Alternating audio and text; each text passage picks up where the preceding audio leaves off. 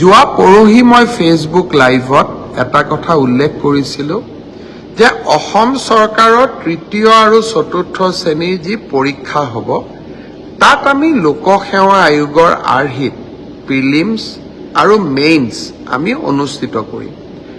দুই এজন ব্যক্তিয়ে মোক জনাইছে যে পৰীক্ষাত নতুন নিয়ম এই বছৰ কৰিব নালাগে, কাৰণ আৰু যিহেতু 2 মাহ আছে, গতিকে আমি পুৰণা বা আগৰবাৰৰ দৰে পৰীক্ষা পতাটো উচিত হ'ব।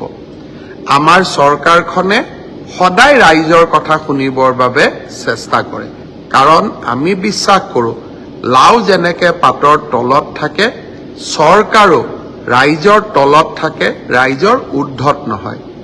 যিসকলে মোক এই পৰামৰ্শটো দিছিল, দুই এজনে অলপ গালি গালাজো কৰিছে আৰু কিছুমানে ভালকৈ পৰামৰ্শটো দিছে।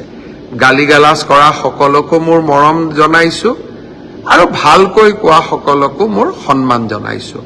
আপোনালোকৰ পৰামৰ্শ অহা 2-3 দিনত আমি বিবেচনা কৰিম আৰু যিহেতু পৰামৰ্শটোত মেৰিট আছে যে হয় 2 মাহ থাকোঁতে পৰীক্ষাৰ পেটাৰ্ণ এটা সলনি কৰিব নালাগে, বিষয়টো আমি ডেফিনেটলি আমি বিবেচনা কৰি অহা 2-3 দিনতে আপোনালোকক ইয়াৰ সিদ্ধান্তৰ বিষয়ে মই অৱগত কৰিম।